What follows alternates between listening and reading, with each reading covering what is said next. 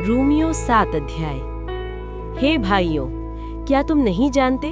मैं व्यवस्था के जानने वालों से कहता हूँ कि जब तक मनुष्य जीवित रहता है तब तक उस पर व्यवस्था की प्रभुता रहती है, क्योंकि विवाहिता स्त्री व्यवस्था के अनुसार अपने पति के जीते जी उससे बंधी रहती है। परंतु यदि पति मर जाए तो वो पति की व्यवस्था से छूट जाती है। सो यदि पति के जीते जी वो किसी दूसरे पुरुष की हो जाए तो व्यभिचारिणी कहलाएगी। परंतु यदि पति मर जाए तो वो उस व्यवस्था से छूट गई, यहाँ तक कि यदि किसी दूसरे पुरुष की हो जाए तो भी व्यभिचारिणी न ठहरेगी। सो हे मेरे भाइयों, तुम भी मसीह के देह के द्वारा व्यवस्था के लिए मरे हुए बन गए कि उस दूसरे के हो जाओ जो मरे हुओं में से जी उठा, ताकि हम परमेश्वर के लिए फल लाएं। क्योंकि जब हम शारीरिक थे तो पापों की अभिलाषाएं जो व्यवस्था के द्वारा थीं, मृत्यु का फल उत्पन्न करने के लिए हमारे अंगों में काम करती थीं। परंतु जिसके बंधन में हम थे उसके लिए मरकर अब व्यवस्था से ऐसे छूट गए कि लेख की पुरानी रीति पर नहीं वरन आत्मा की नई रीति पर सेवा करते हैं। तो हम क्या कहें? क्या व्यवस्था पाप है? कदापि नहीं, वरन बिना व्यवस्था के मैं पाप को नहीं पहचानता। व्यवस्था यदि न कहती लालच मत कर, तो मैं लालच को न जानता। परंतु पाप ने अवसर पाकर आज्ञा के द्वारा मुझ में सब प्रकार का लालच उत्पन्न किया, क्योंकि बिना व्यवस्था के पाप मरा हुआ है।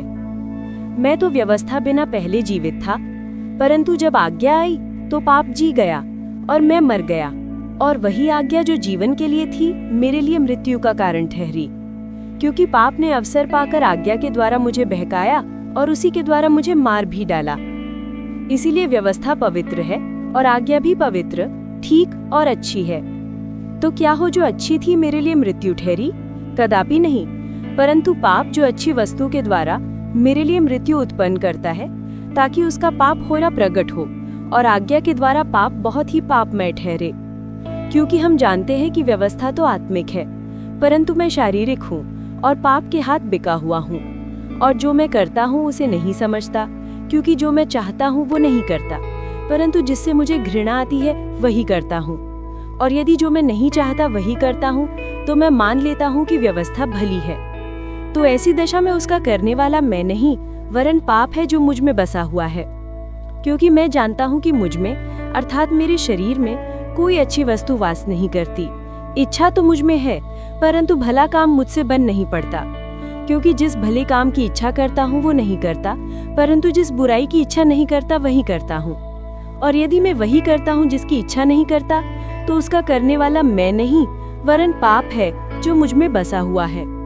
सो मैं ये व्यवस्था पाता हूँ कि जब भलाई करने की इच्छा करता हूँ तो बुराई मेरे पास आती है।